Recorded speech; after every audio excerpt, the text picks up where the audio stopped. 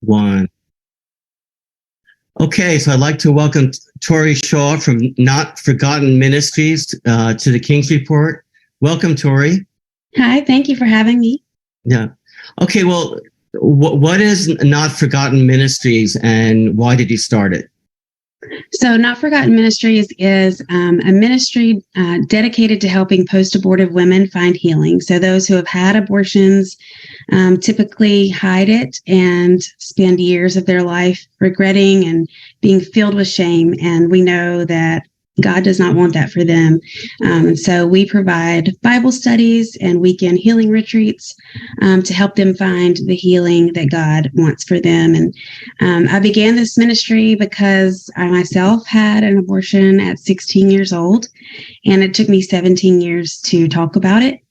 I was just a shell of myself and filled with shame and regret and guilt, and just wouldn't even give this part of my life to God. But once I finally did receive the healing that He wanted for me, He's used my story in an amazing way. I started the ministry to help other women experience that healing and freedom. And we also help women share their stories, because we fully believe if women would share their stories about abortion, we can change people's opinion about abortion, because we know what it really is and how horrible it can be or usually is for most women and families. So. You know, there are a lot of politicians and advocates of so-called reproductive rights, and they say that there really is no problem with abortion. And what would you say to somebody who, there are a lot of women in college actually who think that this is the most important issue, that their right to have an abortion? What would you say to them? I would say that while, women should have, a say-so about their bodies, the baby that God has created in their womb is not their body. It's a different body.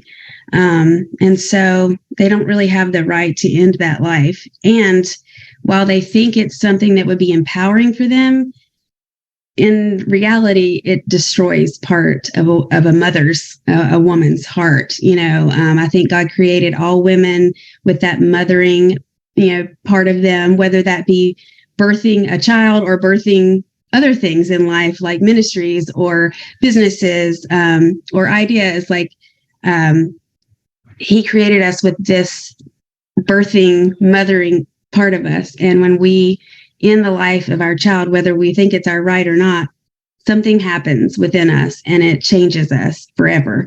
And so I would just encourage anybody that thinks that should be their right to consider that the baby is not their body, and that there are ongoing consequences for something like abortion. Okay. I mean, have you had these kinds of debates or discussions? I'm just curious. Definitely. Yeah. People will say things all the time. But, I stand firm in what I believe because I've experienced it. I was 16, even nowadays when I talk about it, people will say, oh, you were only 16, no big deal. But that didn't change for me the impact it had on me negatively, my emotions, my spiritual well-being. I have been affected by it for the rest of my life since then. And so whether it should have been my right or not doesn't change the way it affected me. And I don't want that for other women. And so, yeah, the people that do talk to me about that, I just try to share my personal story because they can't really refute that. And now, in your ministry, do you find that there are many other women who have this kind of pain from or regret having abortions? Oh, absolutely. Once I started sharing my story and we started the ministry, I just have had people coming out of the woodwork. I would have never imagined how God would use this ministry. We currently are helping women all across the country, across 8 different countries, actually, and 3 different continents. So there are people just coming from everywhere that are finally willing to talk to somebody, because typically women who have abortions will only talk to someone else who's also had an abortion, because they're so ashamed and so afraid of the judgment they'll receive.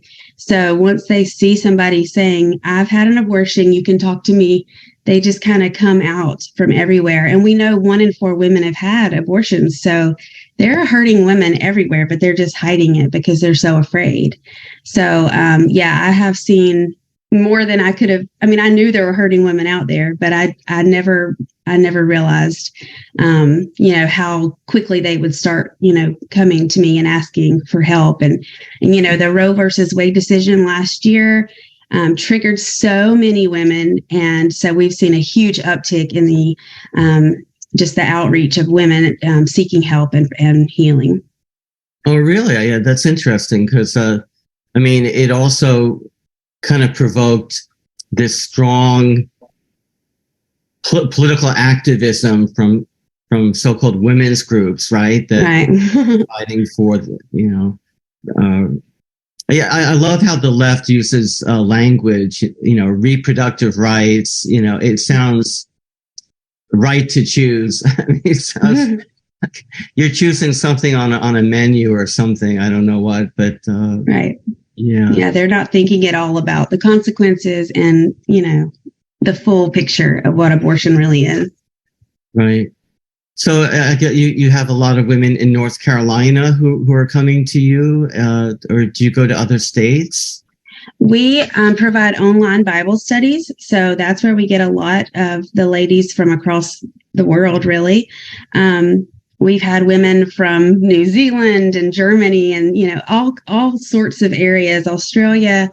But we have had a lot of ladies from North Carolina, especially attend our weekend healing retreats that we have twice per year. But we've also had people fly from Canada, California, Oregon, all the way to North Carolina for our retreats, because they're just so desperate for healing. And we provide those things for free. They just have to get there. So, we've had, I never could have imagined how God would lead people to us from across the world. I see. And do you want to share any of the stories of other women that you've spoken to? I'm curious. Sure. Yeah. So one that comes to mind is Sarah, and she has openly shared her story. So I don't think she'd mind me sharing this, but she's in Ohio. She's had 2 abortions years ago, and then was unable to get pregnant when she wanted to. Her and her husband have been unable to have children, and that caused her to kind of spiral into alcohol addiction, and she lost her job and lost most of the people in her life because of that addiction. And she finally, actually her cousin joined our group and invited her to join. And that's how she got connected with us. It wasn't even her seeking it necessarily, but God gave her cousin the wisdom to know that this is what she needed.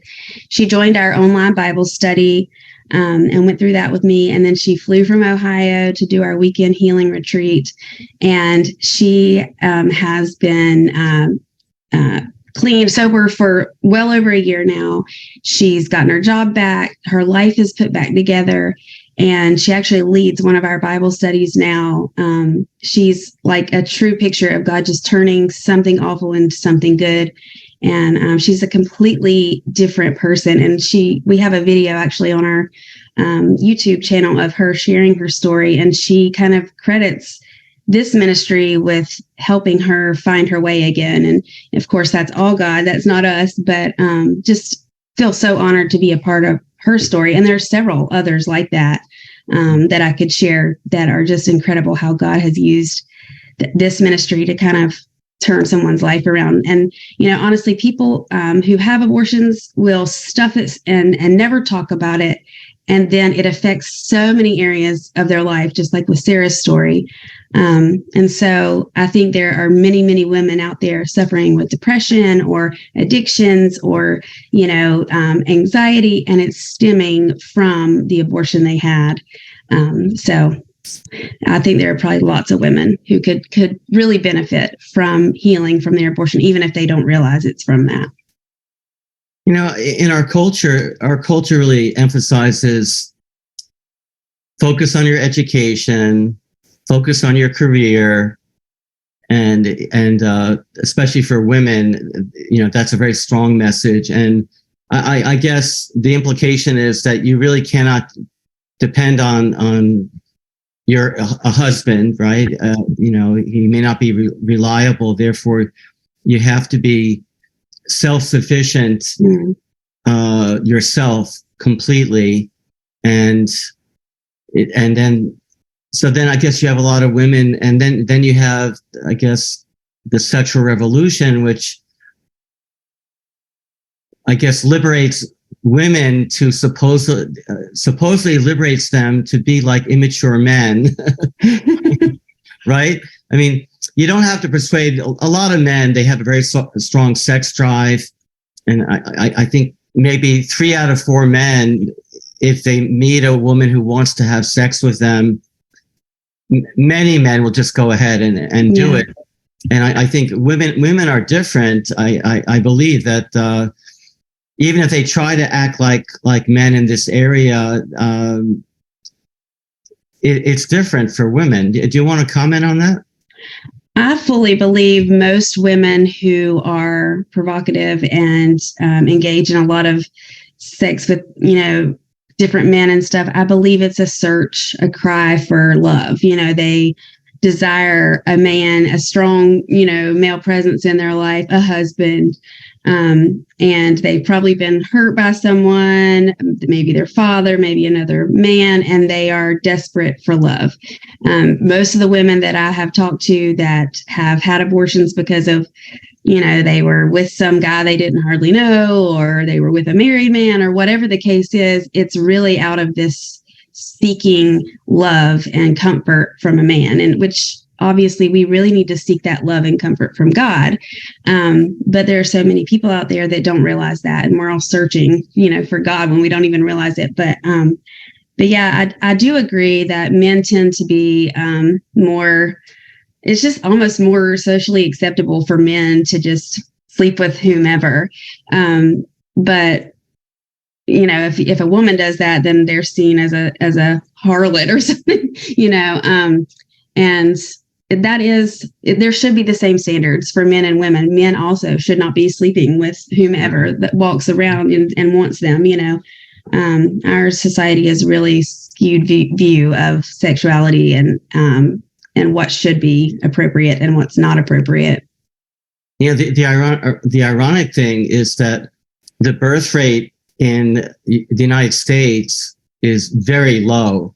So we're not even having enough children to replace the population.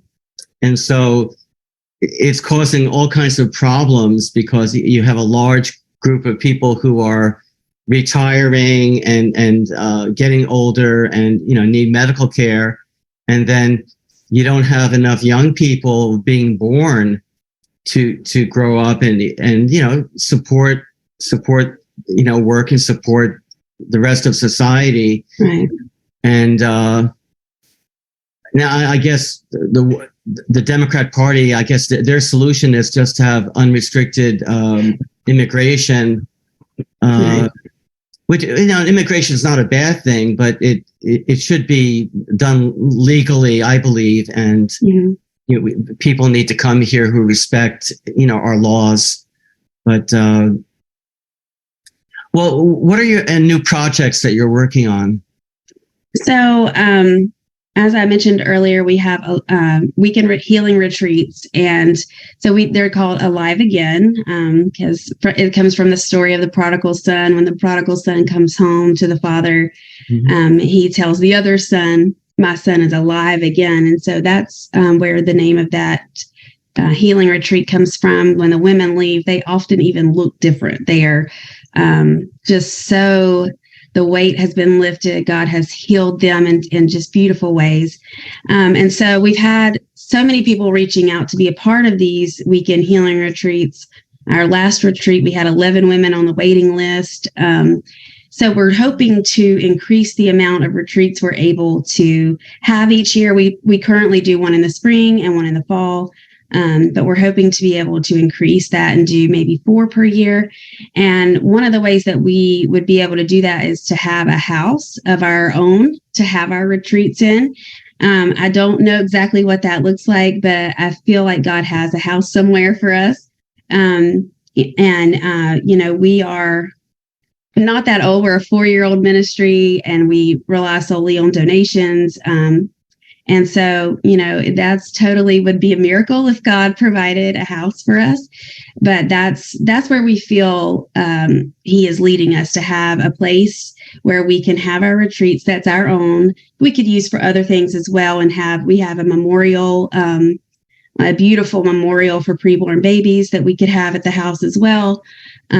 So yeah, that's our project that we're thinking about, praying about, and we believe God is going to do for us. We just don't know exactly when or what that will look like. Oh, okay. And then what about the issue of adoption? Can you talk a little bit about that? Because I think you were 16 when you became pregnant, which is, pretty young to be a mother of a child. What would you say about adoption? I think adoption is a beautiful option and is underrated, has been given a bad rap in our culture, in our society. People consider abortion the better option than adoption. I can't tell you how many people have said, I don't think I could give up my baby, but then they're willing to abort it. And I think it's because, we've seen a lot of bad stories about what adoption can be. But there are so many other stories out there that show that adoption can be a very beautiful thing. I have a friend who was also 16 when she got pregnant. We didn't know each other then, but we have actually a video we made sharing our stories. It's called Two Paths, and it's her choosing adoption and me choosing abortion, and kind of what happened in our lives because of that. And she has an open adoption with her daughter, and has been a part of her daughter's life the entire time. Now her daughter's, I guess, maybe 20 or around that. And, they have a wonderful relationship. It's different. It's not what people, would think, but it's perfect for their situation. So I would encourage anybody that is considering adoption or abortion to look into open adoption, because that gives you the opportunity to be in the child's life, even, if you're not parenting the child. And, that looks different for everybody. I think each family would have to decide what's appropriate for their family. But it is an option that can be extremely beautiful and is much better than abortion. Yeah, for sure. Absolutely. Let me show people your website, because it really is beautifully done, I have to say. Thank you. Yeah, here's the Find Healing After Abortion, Not Forgotten Ministries. And you have the Bible studies, weekend retreats, one-on-one support. Yeah, that's wonderful. And then you have some testimonies here. Mm-hmm. Yeah, that's it. Yeah, I guess there's a lot of shame that people feel. Yeah, I did not deserve to be a parent. I mean, that's an interesting statement. A lot. I think a lot of people feel that they're afraid of becoming a parent too, right? And yeah, absolutely. And then if they are a parent, they're fearful that God's going to punish them in some way by taking their children. And so a lot of times you'll find either parents that have had an abortion are either kind of not involved in their child's life because they're scared they're going to lose them, or they're like helicopter parents that are worried about every move they make because they're so afraid they're going to lose them. Right. Wow. And this is actually Sarah's story right here that I was just mentioning. Yeah. Okay, great. I'm definitely going to look at that for sure. Yeah. All right. Well, this is really beautifully done here. And thank you. Yeah, actually and then I noticed that there was some type of what participants are saying about the retreat. alive again. Yeah, so I saw that too. I remember visiting. My wife is Japanese, and we visited Japan one time, and I remember going to this cemetery, and I noticed all these little like baby dolls at the cemetery, and I asked, why are there so many children's clothes and at this cemetery? And apparently, a lot of Japanese do have abortions. Mm-hmm. It's actually quite common, and I guess these are from women who had abortions and who feel bad about it. And I mean, in my church, we believe that the spirit of the aborted child is alive in the spirit world, and that when we die and go to the spiritual world, we will see a child or even a miscarriage, right? Yeah, absolutely. That we will be able to see this. We'll be able to meet the child that we lost through miscarriage or abortion. Mm-hmm. So that's a whole another side of things. Right. And that's one of the things that I think is very powerful about our retreats and Bible study, is that we encourage women to think about that and not be afraid of going to heaven and seeing their baby, but to embrace that and look forward to that. Because, some women think their child is mad at them, and of course, they think God is mad at them, and they're mad at themselves. And so learning to forgive themselves and accept God's forgiveness, and to realize their child is not mad at them, they can start to think about their child in a different way, which is very healing. Yeah, absolutely. Okay, so if people want to contact you, how should they do that?